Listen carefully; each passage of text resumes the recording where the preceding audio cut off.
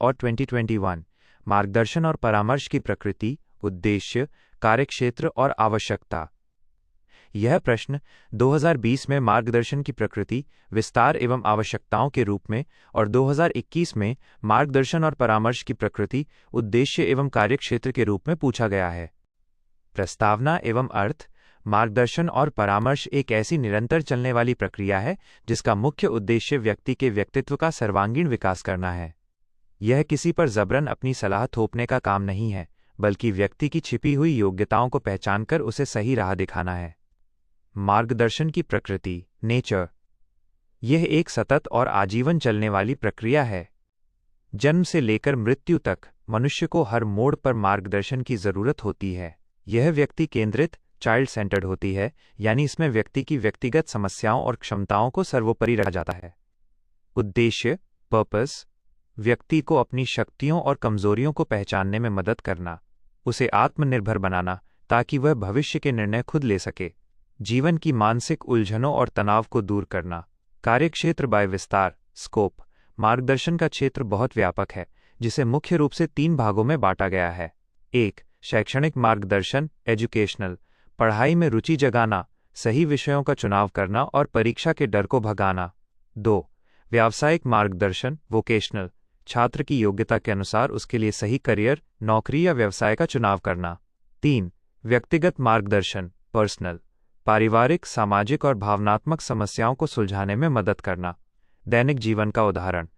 मान लीजिए 10वीं कक्षा का एक छात्र यह तय नहीं कर पा रहा है कि उसे विज्ञान लेना चाहिए या कला। ऐसे में शिक्षक या काउंसलर उसकी पिछली कक्षाओं के अंकों और उसकी रुचि को देखकर उसे सही रास्ता चुनकर देता है। यही मार्गदर्शन है। प्रश्न 2, 2020 अधिगम की प्रक्रिया शारीरिक, मनोवैज्ञानिक और सामाजिक भावनात्मक कारकों से कैसे प्रभावित होती है? यह प्रश्न 2020 के पेपर का दूसरा प्रश्न है।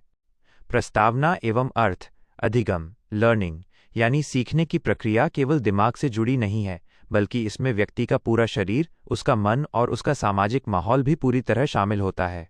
यदि इनमें से किसी भी कारक में गड़बड़ी आती है तो सीखने की गति धीमी पड़ जाती है। शारीरिक कारक, फिजियोलॉजिकल फैक्टर्स। बच्चे का स्वास्थ्य, पोषण और उसकी ज्ञानेंद्रियां, आंख, कान आदि सीखने में बहुत प्रभाव डालती हैं। यदि कोई बच्चा कुपोषित है या उसे ठीक से सुनाई दिखाई नहीं देता तो वो कक्षा में शिक्षक की बात को पूरी तरह समझ नहीं पाएगा। मनोवैज्ञानिक कारक, साइकोलॉजिकल फैक्टर्स। इसमें बच्चे की बुद्धि, उसकी प्रेरणा, मोटिवेशन, उसकी सीखने की इच्छा और उसका मानसिक संतुलन शामिल है। यदि बच्चा मानसिक रूप से थका हुआ है या उसमें आत्मविश्वास की कमी है तो वो नई चीजें जल्दी नहीं सीख पाएगा। सामाजिक भावनात्मक कारक, सोशियो इमोशनल फैक्टर्स। बच्चे के घर और स्कूल का भावनात्मक माहौल कैसा है, ये बहुत मायने रखता है। यदि परिवार में हमेशा कलह का माहौल रहता है या स्कूल में बच्चे को डराया धमकाया जाता है तो बच्चा तनाव और डर की वजह से पढ़ाई पर ध्यान केंद्रित नहीं कर पाता। दैनिक जीवन का उदाहरण। एक ऐसा बच्चा जिसे कम दिखाई देता है, वो ब्लैक बोर्ड पर लिखे समीकरण को साफ नहीं पढ़ पाता। धीरे धीरे वो कक्षा में पिछड़ने लगता है और उसके मन में पढ़ाई के प्रति डर बैठ जाता है। प्रश्न 3, 2020 अधिगम की समस्याओं में योगदान देने वाले आंतरिक कारकों की व्याख्या करें। यह प्रश्न 2020 के पेपर का तीसरा प्रश्न है। प्रस्तावना एवं अर्थ। सीखने की समस्याएं 2 तरह की होती हैं, बाहरी, जैसे खराब स्कूल या शिक्षक, और आंतरिक, जो सीधे बच्चे के अंदर से जुड़ी होती हैं।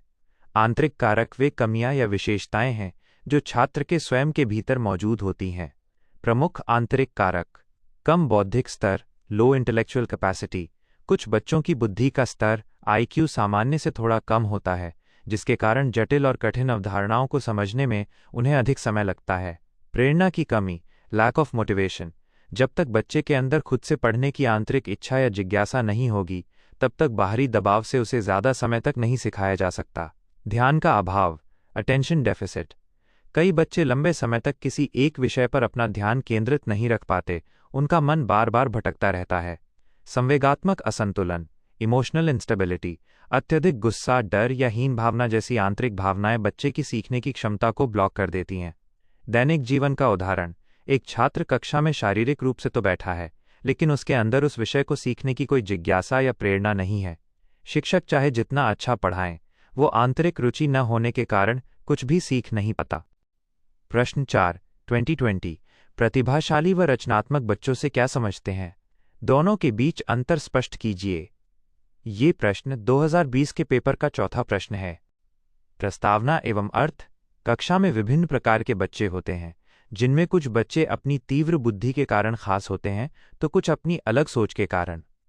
प्रतिभाशाली बच्चा, गिफ्टेड चाइल्ड, वे बच्चे होते हैं जिनका बुद्धि लब्धि IQ स्तर बहुत उच्च होता है।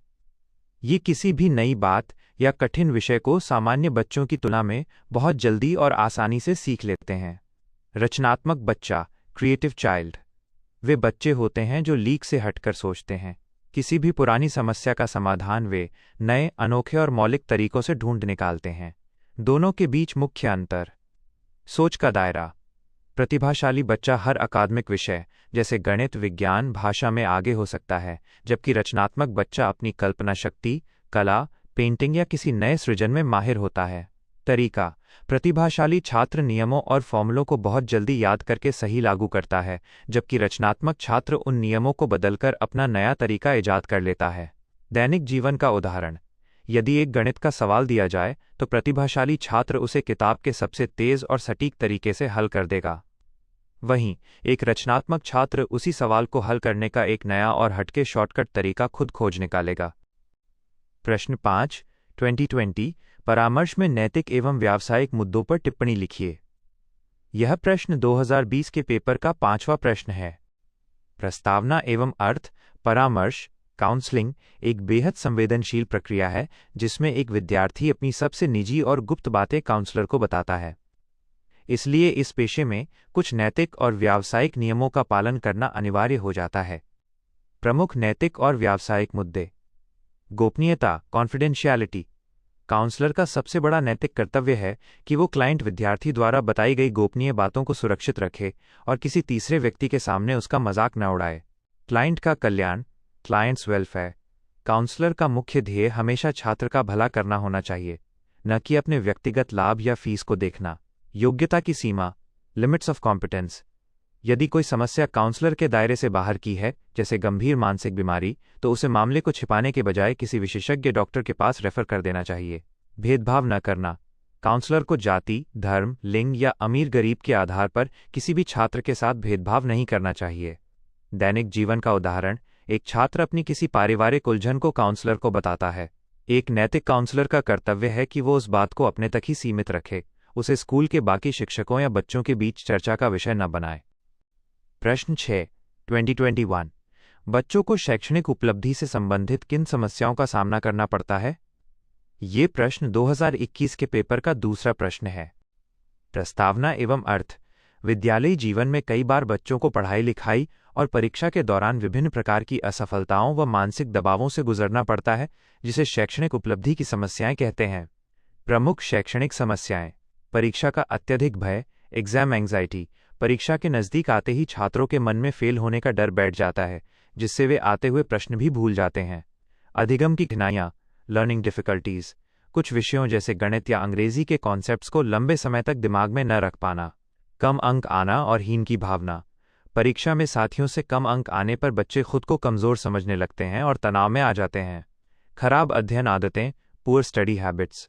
सही समय पर पढ़ाई न करना और परीक्षा के समय सारा बोझ ले लेना। दैनिक जीवन का उदाहरण। एक छात्र ने साल भर अच्छी पढ़ाई की है, लेकिन परीक्षा हॉल में जाते ही उसे घबराहट होने लगती है और उसका दिल तेजी से धड़कने लगता है, जिससे वह आते हुए उत्तर भी भूल जाता है।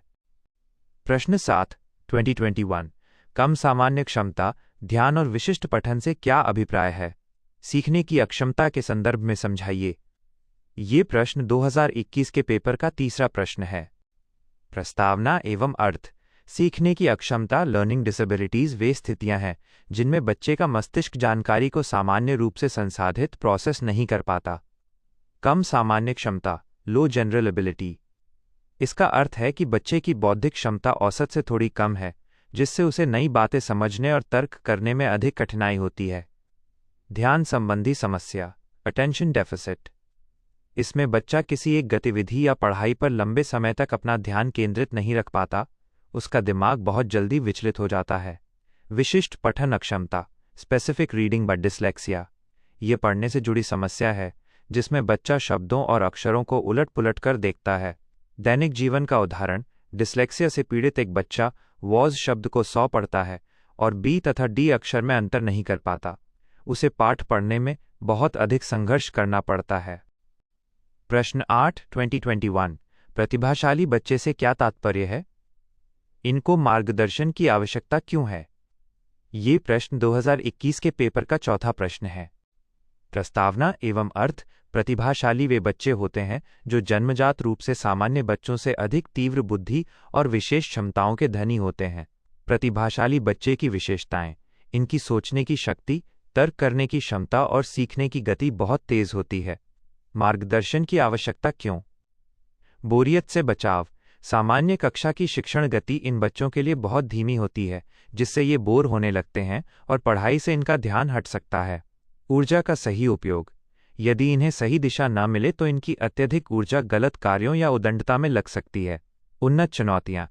इन्हें सामान्य पाठ्यक्रम के अलावा अतिरिक्त और उच्च स्तर की चुनौतियों, एडवांस टास्क्स की ज़रूरत होती है, जिसके लिए मार्गदर्शन अनिवार्य है।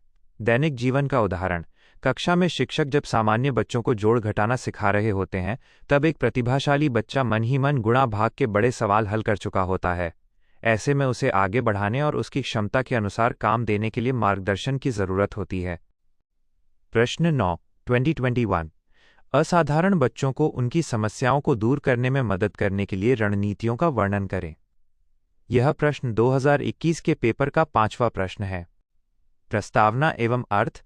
असाधारण बच्चों में वे सभी बच्चे शामिल हैं जो या तो बौद्धिक रूप से बहुत पीछे हैं, मंदबुद्धि या शारीरिक मानसिक रूप से सामान्य बच्चों से अलग हैं। इनकी समस्याओं को दूर करने के लिए विशेष रणनीतियां अपनानी पड़ती हैं। प्रमुख रणनीतियां: उपचारात्मक शिक्षण, रिमीडियल टीचिंग, बच्चे की कमजोरी वाले हिस्से की पहचान करके उसे दोबारा और सरल तरीके से पढ़ाना। दृश्य श्रव्य उपकरणों का प्रयोग, ऑडियो विजुअल एड्स, केवल बोलकर पढ़ाने के बजाय चित्रों, चार्ट, वीडियो और मॉडलों का उपयोग करना ताकि बच्चे आसानी से समझ सकें। विशेष शिक्षण विधियां, खेल खेल में सीखना, प्लेवे मेथड और छोटे छोटे स्टेप्स में पाठ को बांटना। सहानुभूतिपूर्ण और सकारात्मक माहौल, बच्चों को डांटने के बजाय उनके साथ प्यार से पेश आना और उनके छोटे सुधार पर भी उनकी तारीफ करना। दैनिक जीवन का उदाहरण, जो बच्चा सामान्य तरीके से पाठ को याद नहीं रख पाता, शिक्षक उसे रंग बिरंगे चित्रों और ऑडियो कहानियों के माध्यम से पढ़ाते हैं, जिससे वह उस विषय को आसानी से समझ जाता है।